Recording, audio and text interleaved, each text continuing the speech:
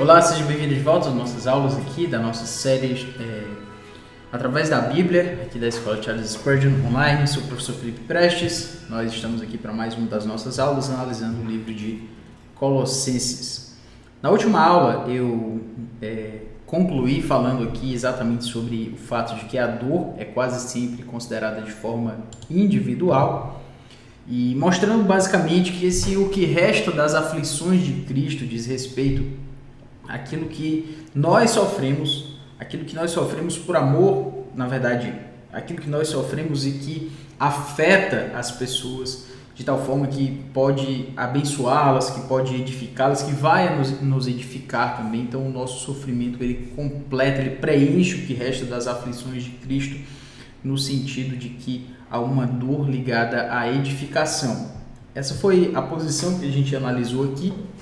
Existem algumas posições, outras possibilidades de interpretação que não cabe a gente também tomar tanto tempo aqui para analisar de forma exaustiva, mas de qualquer forma é o que eu quis mostrar, e que isso também de uma certa forma se configura como uma aplicação possível para qualquer uma das opções, que é exatamente o fato de que a dor ela deve ser corporativa. Na verdade, a dor ela deve ser analisada, ela deve ser considerada. A dor deve ser considerada de forma corporativa. Ou seja, nós sofremos em favor do seu corpo, que é a igreja. Quando a gente peca, isso afeta a igreja.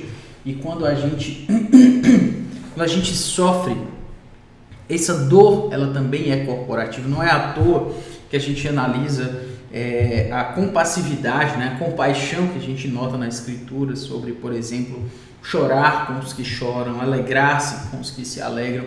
Esses são elementos de uma corporatividade, ou seja, não é corporativismo, é outra coisa, né? Uma corporatividade na ideia de que nós somos um corpo. Como corpo, nós sofremos juntos e nós também nos alegramos juntos e tudo isso. Então, esse preencher o que resta das aflições de Cristo na minha carne a favor do seu corpo, que é a igreja, exatamente isso, diz respeito a uma dor, um sofrimento que edifica e que abençoa também outras pessoas, no sentido de edificá-las. Nós não salvamos as outras pessoas, é óbvio, nós não temos parte nesse sofrimento redentivo de como Jesus Cristo sofreu e pagou pelo preço do nosso pecado. A gente não paga pelo preço do pecado de ninguém, nem do nosso, quanto mais de outras pessoas. Mas em termos de uma edificação, de um desenvolvimento espiritual, de levar o evangelho, que é exatamente o que a gente vai falar aqui, Paulo sofreu para que esse evangelho fosse levado para outras pessoas. E isso completou o que restava das aflições de Cristo, ou seja, ele sofreu em favor da igreja. Cristo não poderia ter sofrido em favor da igreja? Sim, sofreu, mas em termos da edificação e desse evangelho ser anunciado para outras pessoas, e o sofrimento que só Paulo, no caso dele, né, como aquele que haveria de pregar para essas pessoas, sofreu, isso completou o que restava das aflições de Cristo. Muito bem, tendo explicado isso, é interessante também ele falar com relação a na minha carne, exatamente porque antes ele falou que Cristo nos salvou também pela sua carne, através da sua morte.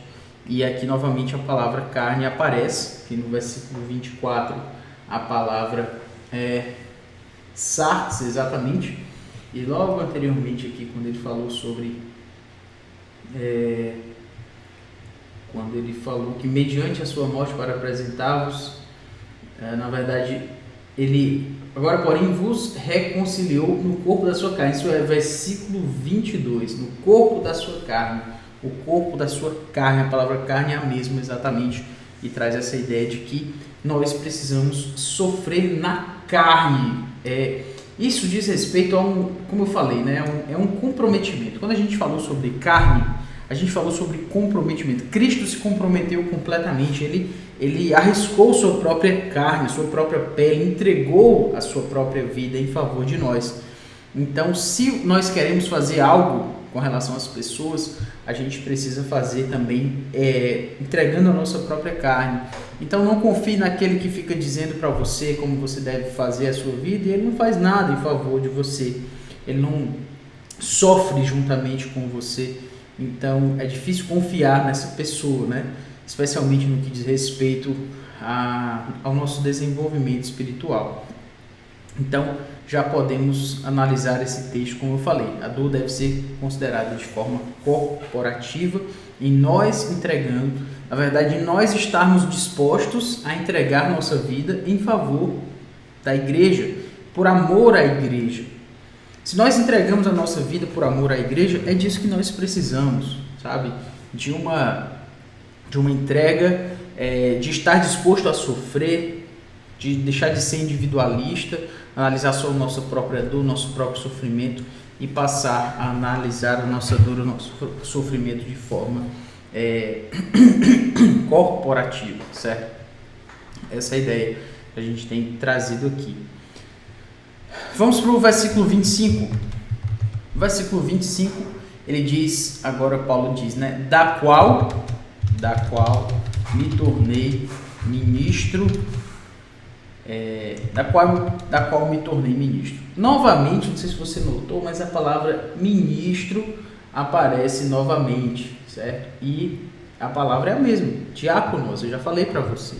Parece que Paulo está insistindo nessa palavra, em como ele é um ministro do Evangelho, um ministro da igreja, que Epáfras é um ministro fiel. Então essa palavra diáconos, ela vai acompanhando aí. Você já nota que Paulo gosta de falar de si, ele gosta de especificar, de caracterizar-se a partir dessa ideia aí, como você já deve ter notado.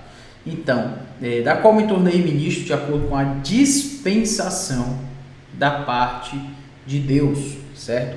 Essa dispensação da parte de Deus diz respeito, importante a gente falar exatamente, né, sobre isso, só lembrando aqui que a palavra é diáconos, a palavra em português é essa, diáconos, servo, ministro, aquele que serve, aquele que ministra em favor das pessoas. E aí ele vai falar sobre essa, de acordo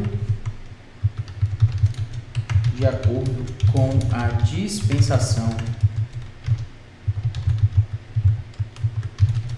da parte de Deus. Beleza. Vamos entender o que ele quer falar aí com esse de acordo com a dispensação da parte de Deus. A palavra lá que a gente tem aqui para dispensação, certo? É a palavra, você vai conhecê-la, certo? É a palavra oikonomia. Em português, parecida a gente ia falar oikonomia. Isso mesmo, né? Você fala oikonomia, você lembra da palavra economia, certo? Mas oikonomia, literalmente, assim, pegando as raízes das palavras, da palavra e tal, literalmente significaria as regras da casa, né? A lei da casa, as regras da casa. Mas claro que nem toda palavra vai ser simplesmente trazer o seu significado a partir da soma das suas raízes. Então, a ideia da economia, certo? É a ideia de administração. Basicamente, diz respeito à administração.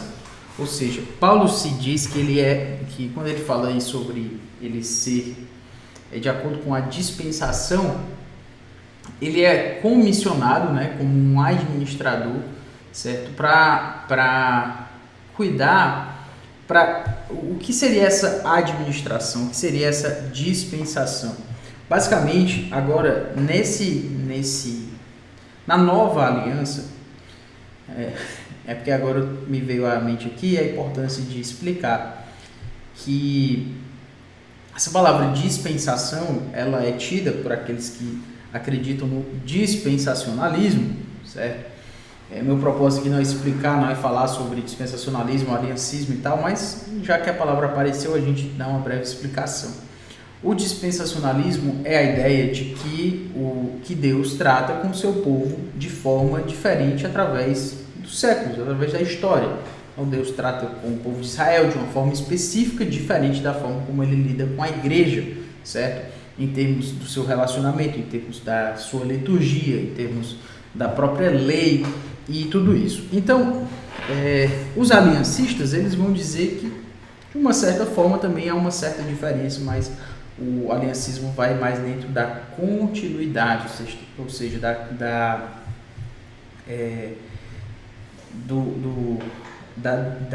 da continuidade de como Deus tratava o seu povo no Antigo Testamento e no Novo Testamento.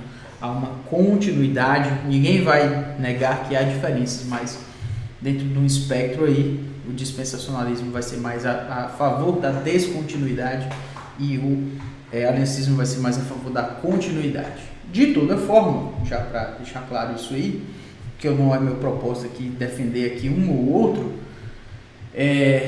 o que de fato existe, e isso qualquer um dos pontos qualquer um das áreas, as defesas aí, tanto dispensacionalistas como aliancistas vão defender, vão constatar, na verdade, né, vão defender, vão constatar que de fato há uma diferença em relação a como Deus trabalha o seu plano redentivo no Antigo Testamento e no Novo Testamento. Não é que agora mudou o estilo de salvação, o homem sempre foi salvo pela fé, mas agora o Evangelho ele precisa chegar ao judeu e ao gentio. Esse é o mistério, essa é a nova dispensação, essa é a dispensação da qual Paulo está falando aqui. Esse de acordo com a dispensação da parte de Deus que me foi confiada a vosso favor. A pergunta é, o que é que foi confiado a Paulo? O que é que foi confiado ao apóstolo Paulo? Em termos do seu ministério, em termos do que Deus esperava dele, em termos do seu comissionamento. Ora, Paulo é o apóstolo dos... Aí você me responde, Paulo é o apóstolo dos gentios. Então Paulo, como sendo o apóstolo dos gentios, ele foi comissionado da parte de Deus, de acordo com, como ele fala aí, é um ministro de acordo com a dispensação da parte de Deus que me foi confiada a vosso favor, para dar pleno conhecimento à palavra de Deus. A quem, meu amigo? Aos gentios. Então, quando a gente tem aqui para dar pleno conhecimento à palavra de Deus, e essa palavra aqui que foi essa dispensação confiada a vosso favor para dar pleno conhecimento à palavra de Deus é com relação aos gentios, ou seja, um grupo diferente de pessoas que precisava ali ser contemplado na exposição do Evangelho, na apresentação do Evangelho, sem que esse povo fosse de forma alguma esquecido. Eles precisavam ser contemplados. Que povo? Os gentios. Isso foi o que foi comissionado da parte de Deus, né, para Paulo. E o que me chama a atenção, e o que eu quero chamar a sua atenção também, já aqui de forma mais aplicativa, considerando, mas todo esse papo teológico e tal, dispensacionalismo, aliancismo, a dispensação, judeus, gentios e tal, é o seguinte, Paulo tem uma dispensação, ou seja, tem um comissionamento. Deus deu para ele um propósito, uma razão para ele fazer o que ele tinha que fazer. O que é? O que Paulo tinha que fazer? Dar pleno conhecimento à palavra de Deus. Ou seja, a vida de Paulo era essa, era fazer com que as pessoas conhecessem mais a palavra de Deus. E que comissionamento, dar pleno conhecimento da palavra de Deus. Se você e eu tivéssemos esse propósito de vida, qual o seu propósito de vida? Eu queria que as pessoas conhecessem mais a palavra, eu queria que as pessoas conhecessem mais da palavra de Deus, que elas tivessem um pleno conhecimento, que elas conhecessem, que elas aprendessem mais. Esse é o meu propósito. Então, com relação a isso, a gente já fica mais passa a entender mais o texto da palavra de Deus, porque a gente entende que nós deveríamos ser aqueles que têm como propósito ajudar outras pessoas a entender. E, claro, se você está analisando esse texto aqui comigo, né, assistindo até aqui, é porque você se interessa nesse propósito de entender mais o texto. Mas a gente não entende o texto meramente para entender. Nós entendemos o texto para fazer as pessoas conhecerem também. Lembra da questão corporativa, a teologia, o entendimento da palavra, ele não pode ser uma razão em si mesmo. Nunca é uma teologia que só serve para discutir no Facebook, uma teologia que só serve para discutir no Twitter, seja lá onde, não faz o menor sentido. Nós fazemos teologia, estudamos a palavra para que outras pessoas aprendam mais a palavra.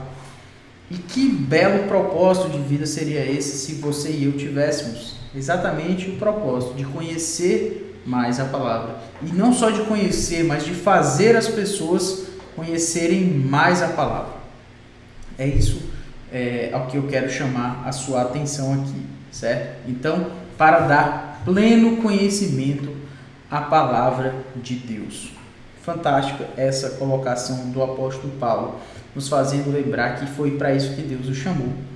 E se você estuda a palavra de Deus, tenha isso como propósito, mas aí alguém pode pensar, mas eu não sou pastor, eu só dou aula no estudo bíblico lá na minha casa para, 5 pessoas.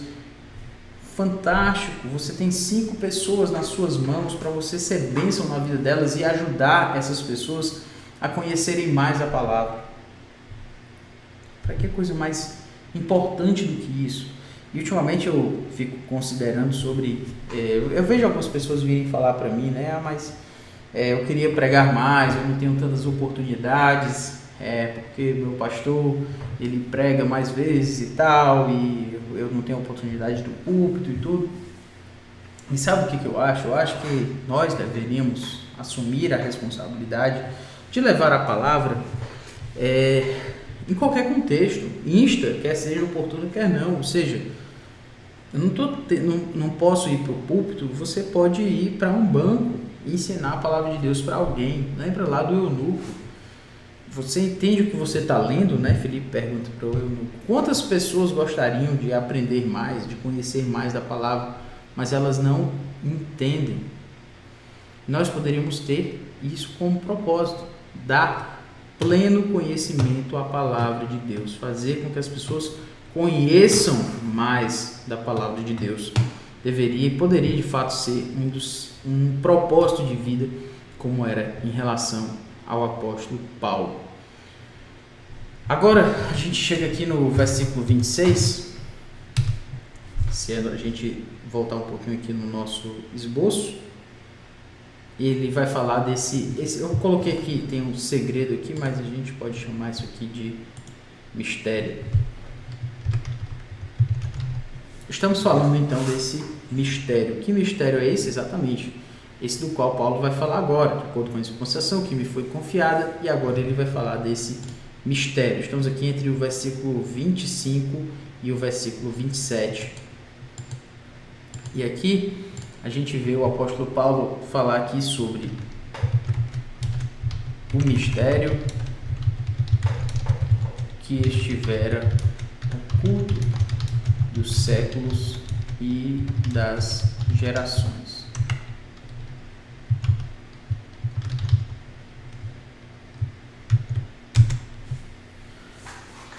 Olha do que Paulo está falando aqui, certo? Esse mistério, ele está falando exatamente, né, do que foi confiado, da dispensação, que é o evangelho chegar aos gentios. Esse mistério, lembra que a palavra mistério, interessantemente a palavra mistério lá no grego é mistério também, tá? Então esse mistério é aquilo que...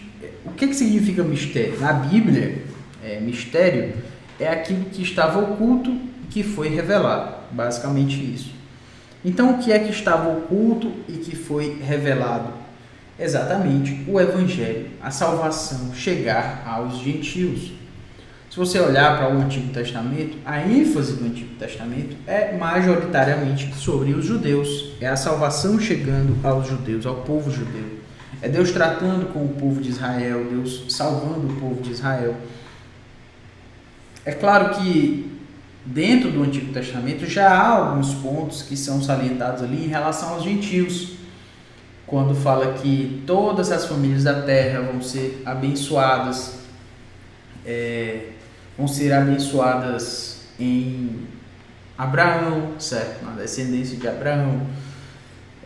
Os salmos, né, que falam sobre as nações, certo? Anunciar entre as nações as tuas obras, né? Então, quando fala-se isso, são vislumbres já, são já menções que trazem a referência aos outros povos, a uma salvação que chega a outros povos, ou seja, aos gentios, aos que não são judeus.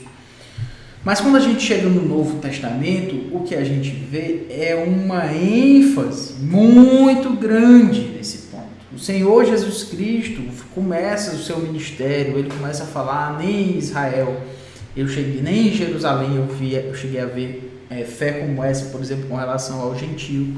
A gente vai vendo a mulher que Jesus fala das migalhas, aí ela fala que até mesmo as migalhas que caem no chão, os cães vão lá e pegam e tal. Então, também é uma mulher gentia. O ministério do Senhor Jesus Cristo alcança os judeus, mas também alcança os gentios. E ele fala parábolas, Jesus Cristo fala parábolas que também tocam nesse ponto, que Deus enviou, que o rei enviou os seus servos, depois enviou o seu filho. Fala também da questão do convite, do banquete, que o Senhor enviou o convite.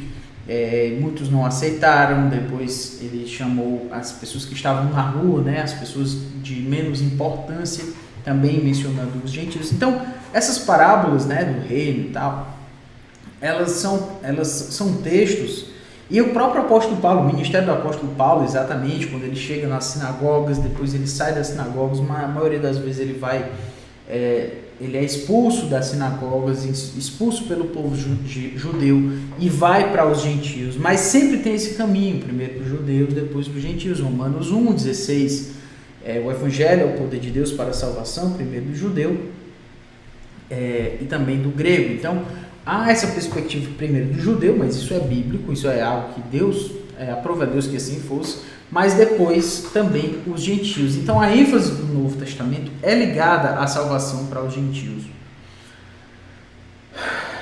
E quando eu falo sobre isso, eu sempre tenho medo de soar tudo isso muito teológico, mas teológico demais, teológico sem considerar a questão prática que isso pode, de fato, e deve trazer para a gente.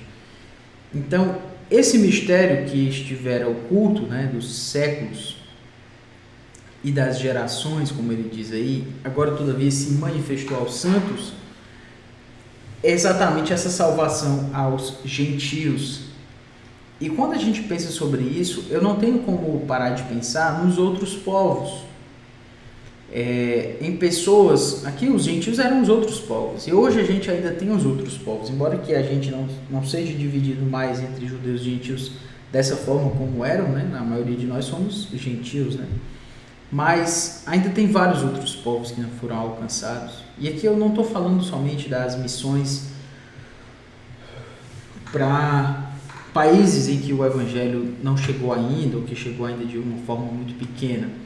Mas eu também gosto de mencionar e quero mencionar os contextos em que o evangelho não chegou em povos que são muitas vezes não são religiosos. Talvez você considere os povos que são muito diferentes de nós. São as pessoas que normalmente chegam na igreja e as pessoas olham de uma forma meio estranha para elas. Os irmãos da igreja olham e elas ficam meio abismadas porque aquele tipo de pessoa está ali. Mas o evangelho chegou para todo mundo.